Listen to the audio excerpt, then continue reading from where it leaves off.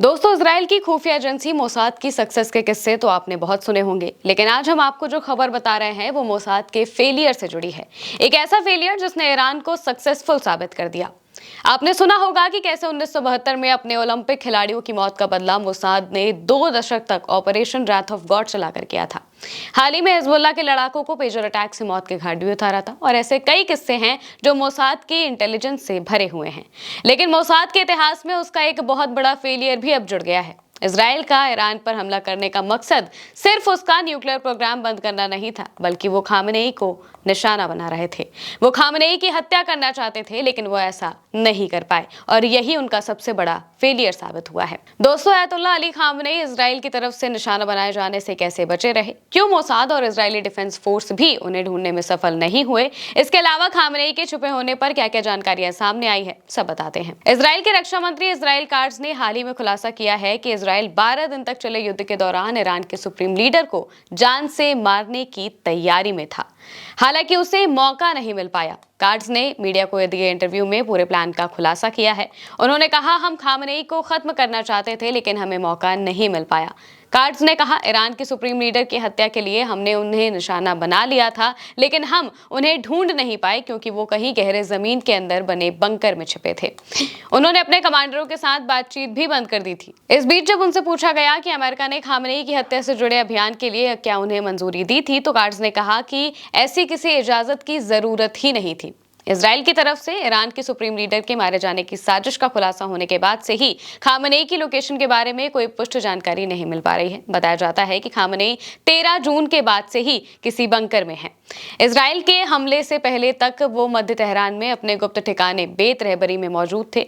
Reports के मुताबिक Khamenei फिलहाल तेहरान के पूर्वोत्तर में शहर से दूर लाविजान में किसी बंकर में छिपे हैं, जहां उनके साथ उनके परिवार के लोग भी हैं और ऐसा माना जा रहा है कि संभावित उत्तराधिकारी मुस्तबा खामनेई भी वहीं पर हैं। दावा किया जा रहा है कि यहाँ अयतुल्ला अली खामनेई ईरान के रेवोल्यूशनरी गार्ड्स IRGC की एक टॉप सीक्रेट एलीट यूनिट की सुरक्षा में है।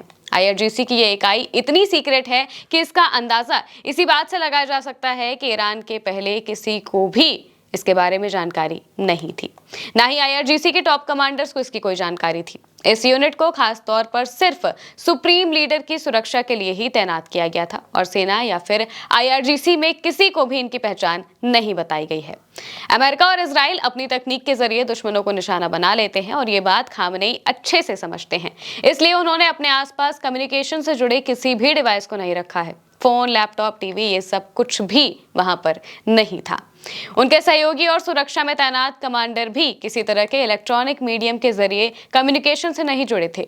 द न्यूयॉर्क टाइम्स की रिपोर्ट की माने तो खामनेई सिर्फ सुरक्षा में तैनात अपने एक विश्वसनीय मैसेंजर के जरिए ही खुफिया तरीके से करीबी लोगों और सैन्य कमांडरों को संदेश भिजवा रहे थे। ऐसे में इजराइल के लिए खामनेई को ढूंढना खासा मुश्किल बन गया। अयतुल्ला अली खामनेई अलग अलग मौकों पर टेलीविजन के जरिए ईरानी जनता को संबोधित करने के लिए आए हैं। 26 जून को भी उन्होंने टीवी पर दिए भाषण में कहा कि ईरान कभी अमेरिका के सामने आत्मसमर्पण नहीं करेगा। इतना ही नहीं, खामनेई ने यह भी कहा कि अमेरिका के ईरान के परमाणु ठिकानों पर हमले से कोई खास नुकसान नहीं हुआ है और ट्रंप ने हमलों के प्रभाव को बढ़ा चढ़ाकर बताया है। इस बीच रिपोर्ट्स में दावा किया जा रहा है कि खामनेई फिलहाल खतरों को देखते हुए अपने गुप्त ठिकाने से ही इजराइल के हमले के में मारे गए सैन्य कमांडरों की जगह नए अफसरों की नियुक्ति कर रहे हैं। इसके अलावा वो अपने उत्तराधिकारी की खोज में कार्यक्रम को आगे बढ़ाने पर भी जोर दे रहे हैं।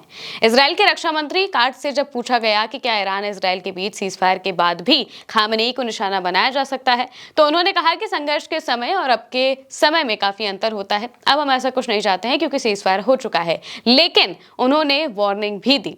उन्होंने कहा कि ईरान के सुप्रीम लीडर को लापरवाह नहीं होना चाहिए, यानी कि इजराइल अब भी खुलेआम धमकी देने से बाज नहीं आ रहा है। हालांकि उसका ये प्लान फेल हो चुका है, लेकिन फिर भी इजराइल ऐसा कुछ करने की तैयारी कर सकता है।